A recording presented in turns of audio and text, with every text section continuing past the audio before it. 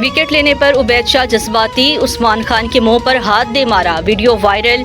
Pakistan super league के 12वें match में मुल्तान सुल्तान के फास्ट बॉलर उबैद शाह ने अपने ही विकेट कीपर उस्मान खान को जज्बात में मुंह पर हाथ दे मारा। गुज़िश्ता रोज मुल्तान क्रिकेट स्टेडियम में खेले गए मैच में होम टीम ने पहले बैटिंग करते हुए मुकर्ररा 20 ओवर्स में 228 रन बनाए।